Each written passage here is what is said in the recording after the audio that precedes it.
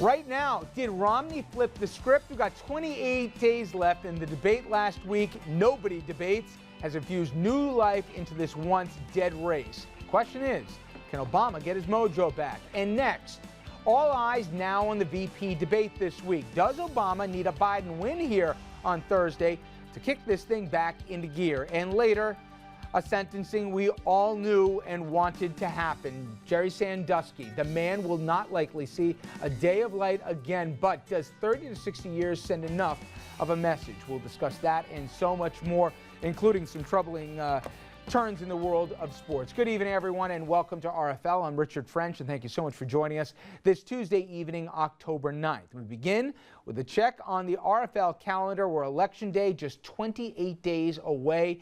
We got just 2 days till the next big event, the VP debate. And when you look at the numbers here, you can see there's been a lot of movement. Where does the race stand in the popular vote? The candidates separated by just about 0.5%, the closest the race has been in well more than a month. Though the president still holds a wide lead if you believe how the electoral vote will shake out. But trust me, all math at this point is getting fuzzier and fuzzier. So why is this race tightening? Was it just about the 90 minutes on that Denver stage? Well, short answer is probably. Now, for more on just how much that debate has moved the needle, let's begin with our senior political correspondent, Andrew Whitman. And Rich, we have two major polls dominating the discussion today. Both tell us a lot about where the race and voters stand today. What's not clear is what they'll tell us will happen on November 6th. First up, the major swing we saw in the Pew Research poll yesterday. Pew showing the race a flat-footed tie among registered voters. That same poll had President Obama up 9 just 1 month ago. Among likely voters, the change is even more dramatic. Today, Romney up 4 points. Last month, Obama was up 8. That's a 12-point swing in 1 month. Much of that likely due to last week's debate. The other major poll getting people talking, the much-watched Gallup Daily Tracking Poll. For the first time in this campaign, Gallup shifted to reporting on likely voters today. That led to a 2-point Romney lead. Among registered voters, however, the lead is almost an exact mirror image. Obama up 3 in that wider voter pool. And that is not much of a change from before the debate when the president led by 4 points. And no change in the president's numbers over that period either as well, Rich. All right, Andrew, thank you. And I want to bring in our power panel on this. You've got Tom Doherty, Republican strategist, former advisor to Governor George Pataki, as well as a partner at Mercury. Dominic Carter, political journalist and author. And Brad Gerstman, a political consultant and founding partner of Gotham Government Relations. One of the last guys who ever suited up for the Hofstra Pride. Am I right? That's correct. All right, and we've already met Andrew here. All right, guys. Did anybody think a 90-minute debate could have moved the needle as much as it has? Because there's empirical evidence it definitely has. Tom? Of course, but go ahead.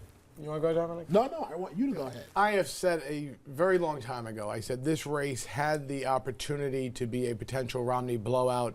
I got mocked for saying it a long time ago. Among other things, yeah. Right. But the reason I said that it had the potential of it is that we only saw Romney for a very long time in a very tough Republican primary, ads back and forth, a lot of negativity. Over the course of the summer, Romney was hit with well in excess of $100 million of negative ads, et cetera. And the American people never really got to see him face to face on TV talking into a camera. Over the backdrop of a presidency that the vast majority of Americans just feel hasn't worked out very well. This election is far from over. It's sort of start all over again.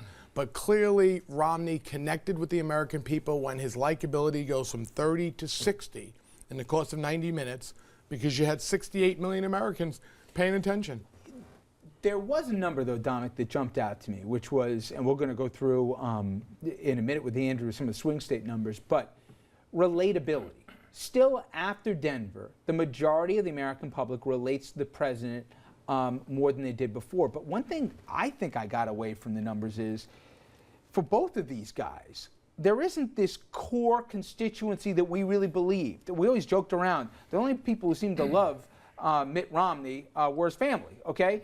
But The same thing, it seems, goes for Obama. This core people, this idea that there's this narrow little sliver of undecideds, that theory went out the window. A lot of people are on the fence here, it seems. I couldn't have said it any better than what you just did. That's what the problem. Yeah. That's what the problem is for President Obama. And I think I have to walk off the set now because Tom and I almost agree. So I've got to give it a few minutes. We're only 5 So, minutes but no, into seriously this. here. The problem for the president is that, okay, think about this. Romney, here's where we're going to disagree, has said nothing, stands for nothing. And I told you guys he didn't have to. He didn't have to lay out a platform. Romney has not given any specifics. All he has to be is not be Obama, and there's a good possibility that he'll be the next president of the United States. Real quickly, if there's a 90-minute debate here at Hofstra, by the way, your old stomping grounds, where the script gets flipped, does it change all over again? First of all, it's going to get flipped. I think we're looking at something so narrowly right now. And yeah, it did change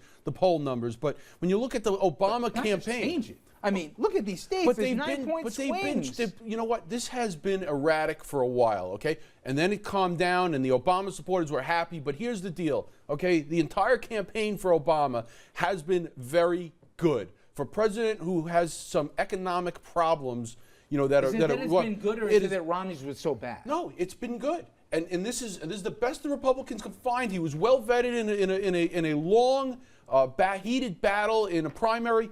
Obama, if you look at the totality of his campaign so far, it's been excellent, except for 90 minutes. And let me tell you something. There are 2 more opportunities to come, and a vice presidential debate that's coming up. That expression. Okay. Other than that, Mrs. Lincoln, how was it played? That 90 minutes and Obama will prevail. You talk about, you know, no one got a chance to see Romney, you know, up front and personal and with emotion and all that stuff.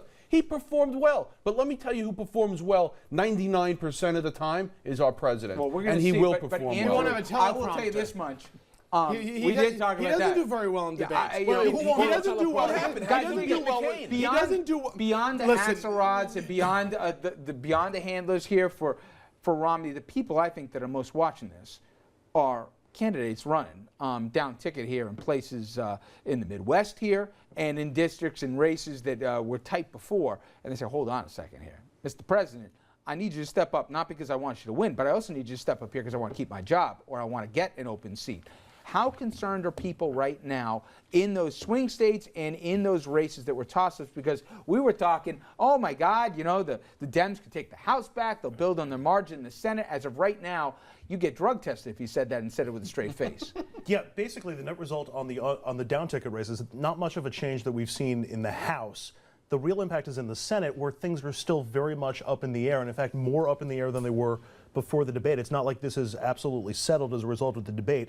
Let's go to the latest information we have on the House, and these are the estimates that we have, where it appears as though the Republicans, at least on the latest poll averages, still have enough seats to keep the majority in the House. But on the Senate side, nobody expected things to be this unsettled this late. According to Real Clear Politics and their poll averages, there's only 46 safe seats for the Democrats, 43 for Republicans. There are still 11 toss-up states and Senate races left. Here are those 11 states. Of them, Democrats lead in 6 races, including 4 races where the lead is 3 points or larger. Republicans lead in 4 races, but that lead is smaller than they are in the Democratic leading races. Some of those numbers, Andrew, I saw, for example, Massachusetts in there, and I saw Warren's down by 4 points. Some have it is. I mean, it's going to be close. But do you guys agree? Because you guys ran campaigns here where the top of the ticket was impacting. That so goes the president on some of these, so goes the Senate? Well, it depends on how close the race is. If they're within 3 or 4 points. If they're within the margin of error, you certainly want your guy to win the race. I don't see any change in the House at all. The Senate is going to be very much neck and neck because on that you had 3, but Brown is going to win in Massachusetts. Yeah, but Richard, this is about turnout for Democrats. Okay, where in those close races, if but Barack, let me ask you, because I heard 2 different things. You're closer to this than I am. I heard that 12 months ago, the Obama folks knew that or believed they were going to have a money problem, okay? That they were going to get raised and then the third-party money was going to drown them out. So they put all their resources into infrastructure for get out the vote. Is that lip service or is it real? They have a tremendous get out the vote machine, and that's going to be effective for everybody. But they need to turn it out. If it comes out mediocre, these down ticket Democrats will go flat. No question And about it. The Republicans will take They them. need big turnout from Latino voters, if you look at the polls, right? And also, obviously, in the African-American community. Absolutely. And that's where the problem lies in. Well, but You're not going to match what he did No. making history the last time around. No the way. president, mark my words, you know, whether you support him or not, the president is in serious trouble. Dominic, but the machine is better. The Democratic machine is better than it was when Barack Obama was I elected. agree with you. However, but you can't the emotion energize isn't there. somebody. Nope, There you go. I agree. You can't energize somebody that doesn't want to be enthusiastic. There are actually two schools of thought about this. One is that if it looks as though the president is in trouble, that'll depress Democratic turnout because people will get disillusioned.